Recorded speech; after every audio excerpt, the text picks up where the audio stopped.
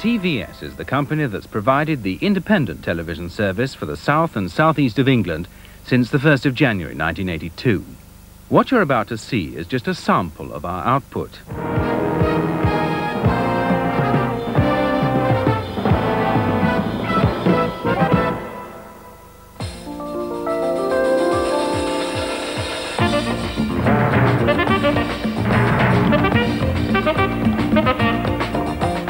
A comprehensive news operation provides separate daily programs for each of the halves of our region.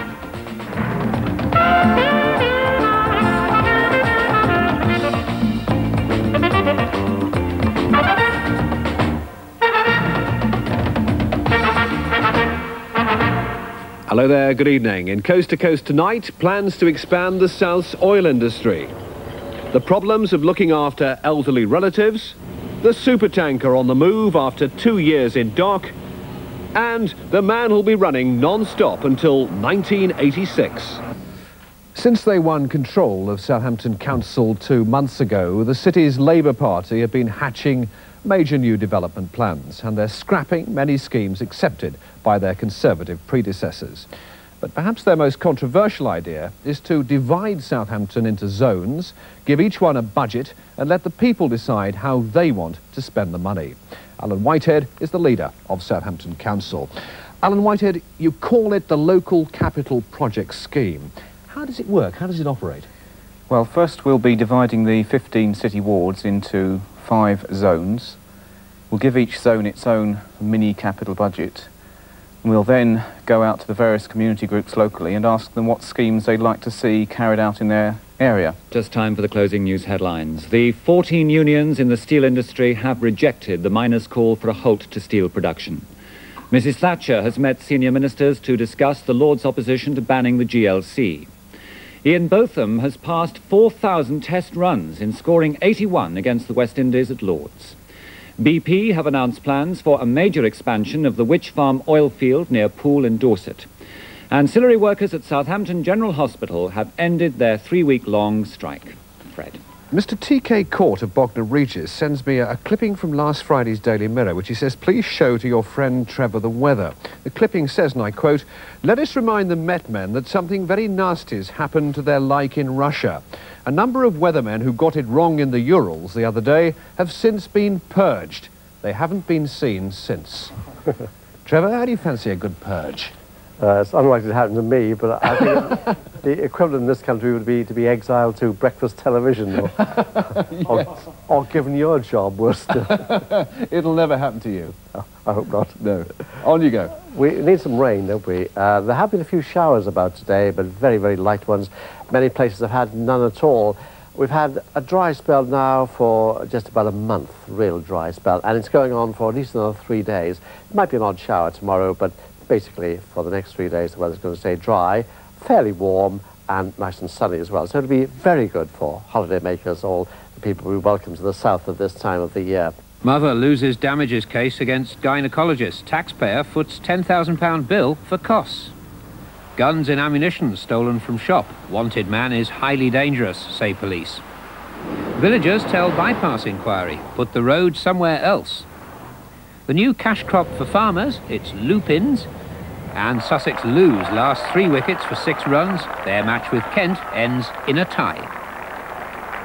Good evening. A woman who had a baby after a sterilisation operation has lost a claim for damages against her gynaecologist. The judge at Lewes Crown Court ruled that although 40-year-old Mrs. Mary Eyre from Burgess Hill hadn't been warned about the slight risk of a further pregnancy, neither had she been given a guarantee. After the case, Derek Williamson spoke to the parents. Summing up, Mr. Justice French accepted that 4-year-old Simon was now a source of real joy to his parents, Mary and Derek Eyre, of Park Road, Burgess Hill. But 5 years ago, they decided on the sterilisation operation because they already had 3 other children. The gynaecologist, Brian Measday from Hove, admitted he hadn't told them of the risk of a further pregnancy, put at 2 to 6 in 1,000, because he didn't want to worry them. He also told them the operation was irreversible. But the judge ruled that that didn't amount to a guarantee and dismissed Mrs. Eyre's claim for damages. The surgeon said after the case that in future he would warn patients of the risk. If he'd done so at the time, would Mrs. Ayres have had the operation? I wouldn't have had the operation done. What's your reaction now to the judgment at Lewis Crown Court today? Well, I was a bit shattered. I thought we had a good case. I still do think we have a good case. Mr. Ayre, what's your view about the result of the case? Are you going to continue the legal fight? If our counsel counsels us in that respect, yes, we will. Ballooning's just so much hot air, hundreds of thousands of cubic feet of the stuff. But for these 20th century aviators, it's a serious business. Preparations for takeoff are well planned and scientific, needing perfect wind conditions and precise flight plans to avoid bumping into low-flying aircraft. Add just enough hot air to swell the skirts, and it's all aboard for the Skylark. The airships need plenty of open space for unpacking and inflating, as they can be anything up to 130 feet tall. Leeds Castle grounds are ideal for this gentle sport for gentlemen, but there are dangers. The only dangers are really trying to fly in too strong a wind, and also probably the worst thing is the power lines, trying to get too close to them on landing. That's sort of considered to be very, very dangerous. We don't like to fly when the temperature starts getting very hot. It's getting thermals, and balloons don't like thermals at all. So normally early morning, late in the evening. But in the summer you can fly throughout the day. It's 47 years since a group of enthusiasts first decided to celebrate the centenary of Dickens's first visit to the town. He'd come to convalesce and was in the middle of writing Pickwick Papers. He fell in love with the seaside town and regularly came back for the summer season. About 200 people dressed up for the opening parade of this year's festival, although only a few were portraying particular characters from the Dickens books. The famous ones were there, of course. From Oliver Twist, there was Fagin with a lady friend, and one of his pickpocket gang, Charlie Bates. And from the same book, Bill Sykes and his hound Bullseye. But the book most closely associated with Broadstairs is David Copperfield, and he was there with Mr. Dick, clutching as usual his kite. I'm Mr. Dick, who lives with Betsy Trotwood, David Copperfield's aunt. And this is David, you see, because David runs away from London, where they treat him very badly, and he walks all the way to his aunt's, Aunt Betsy Trotwood. Betsy, who used to frighten the donkeys so that they wouldn't travel on her walk and spoil her garden. Of course, sport is especially well served. 2 days ago, the first of the 5 races that make up the most prestigious yachting event in the world got underway in the Solent. There are 15 national teams of 3 yachts each, representing countries as far-flung as New Zealand and Papua New Guinea.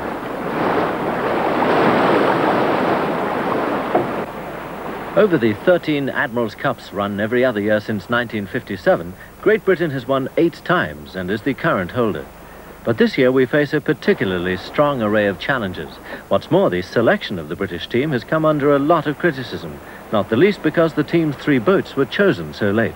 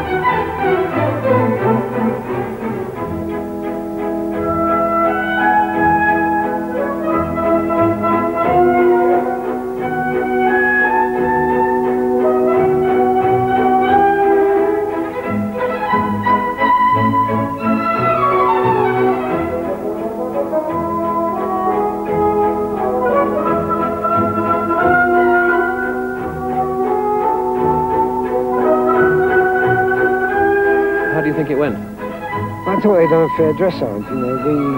We worked it out, you know. I mean, you know, I judge as well. I worked it out to about a 45, 48 on the performance they done. And you'd be happy with that, would you? Yeah, I think so, yes, on the grounds of, you know, today's performance, you know. The seafront at Brighton on a hot summer's afternoon. An unlikely starting point for a journey into the unknown. But that's exactly why these people are here. 83 men and 4 women on the brink. ready to cross new thresholds of mental and physical pain, and all in the name of achievement. The quadrathon, they call it the toughest race in the world, and who would care to argue? First, you swim 2 miles between the piers at Brighton.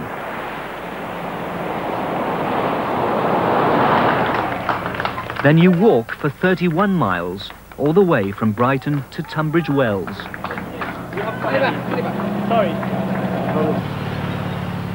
Next, you cycle for 100 miles, from Tunbridge to Brands Hatch, and 49 times around the motor racing circuit. Good morning, Britain. And finally, you run. With all those hours of effort already behind you, it's a full marathon, 26.2 miles, finishing here in Gravesend. The irony is lost on nobody. It starts on Saturday, ends on Sunday, and if you're still standing, Gravesend will feel like heaven. For 87 very unusual people, the race is on. Just some of the programmes produced in the south and southeast of England by TVS.